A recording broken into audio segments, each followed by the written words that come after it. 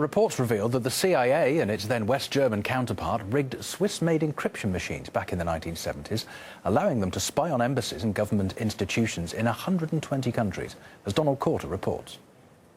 The Washington Post is calling it the intelligence coup of the century. The CIA working with West German secret services, pulling the strings of a Swiss encryption company and stealing government secrets from over 120 countries. Foreign governments were paying good money to the US and West Germany for the privilege of having their most secret communications read by at least 2 foreign countries. It was a foolproof operation, first called Thesaurus and later renamed Rubicon. For over half a century, the company Crypto AG was a captain of the world's encryption industry. Based in neutral Switzerland, most governments were quick to believe their secrets were in safe hands. Little did they know, the CIA and West Germany's BND had co-opted the company's founder to create a back door into the world's best-kept secrets. In 1978, Western spies had complete access to the Egyptian president's communications with Cairo during the Camp David peace talks with Israel.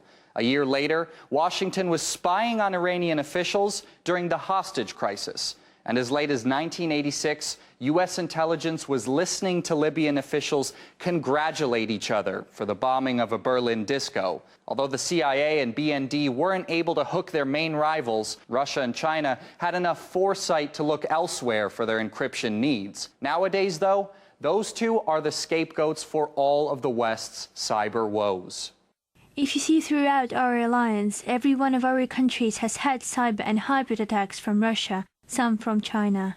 For Washington, it's become a routine to point the finger at Russia and China. But it's not like U.S. intelligence operations have wound down since then. On the contrary, they've adapted.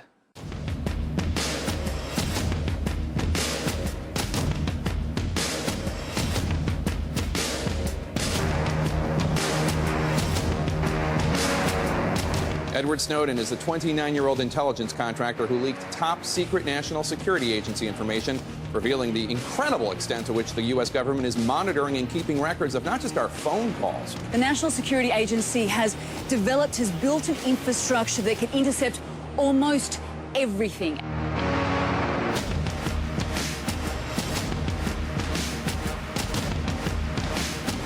The National Security Agency there in the United States allegedly spying on quite vast amounts of EU citizens' data. The group tasked by President Obama with reviewing Washington's spy program has largely defended it. Although the program had not so far prevented a terrorist attack, it was still vital to Homeland Security.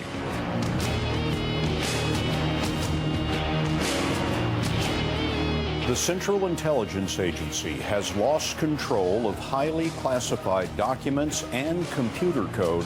About the CIA's technical capability to carry out hacking into electronic devices, things like Android phones, iPhones. Julian Assange in London, accusing the CIA of devastating incompetence, saying the agency has lost control of its cyber weapons. It doesn't matter who you are, friend or foe, they're coming for your secrets. I have, since we started talking about the NSA, always made it clear to the US president that spying among friends is not acceptable.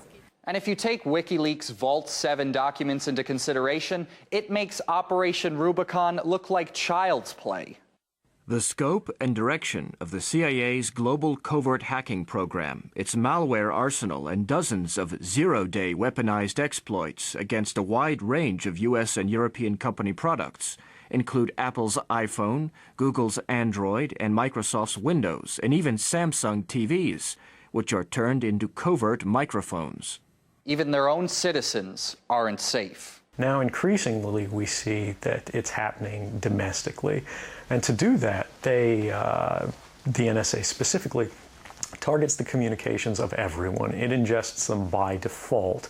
It collects them in its system, and it filters them, and it analyzes them, and it measures them, and it stores them for periods of time, simply because that's the easiest, most efficient, and most valuable way to achieve these ends. Snowden took the revelations about Crypto AG even further, comparing it with a formerly secret $10 million contract between the NSA and a major U.S. computer security firm. The U.S. has interfered in more elections around the world than any other country in the world, and I wouldn't be surprised if it was more than all other countries in the world combined. This is something that the U.S. does routinely, regularly. This may, at least temporarily, serve to take the attention off of Russia, off of China and other countries, because this is something that the United States does all the time.